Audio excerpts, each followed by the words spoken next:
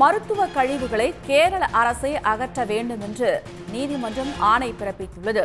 3 நாட்களுக்குள் மருத்துவ கழிவுகளை கேரள அரசே அகற்ற வேண்டும் என்று நீதிமன்றம் ஆணை பிறப்பித்துள்ளது. இது பற்றிய மேலும் விவரங்களை தருகிறார் நமது சிறப்பு செய்தியாளர் ரமேஷ்குமார். ரமேஷ்குமார், எந்த வழக்கில் இந்த ஆணை பிறப்பிக்கப்பட்டுள்ளது? கூடுதல் விவரம்.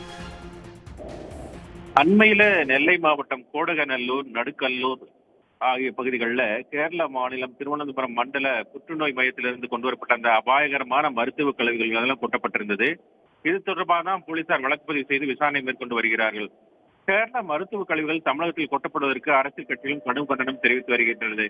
இந்த நிலையில தான் சென்னையில் இருக்கக்கூடிய தென்மண்டல தேசிய பசுமை தீர்ப்பாயத்துல கேரள விவகாரம் தொடர்பான வழக்கு ஒன்று நேற்று நடந்திருந்த போது மருத்துவ கழிவு விவகாரத்தில் தமிழ்நாடு அரசு லெவலில் சுட்டி காட்டப்பட்டது.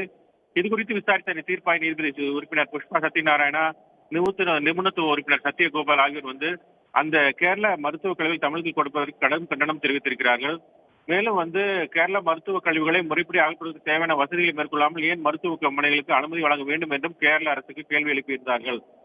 நெல்லை மாவட்டத்தில் கொட்டப்பட்ட கேரள மருத்துவ கழிவுகளை 3 நாட்களுக்குள் கேரள அரசாங்கமே பொறுப்பேற்று அகற்ற வேண்டும் என்று தற்போது அந்த உத்தரவில் அவர்கள் பிறப்பித்திருக்கிறார்கள். அந்த உத்தரவு வெளியாகி இருக்கிறது.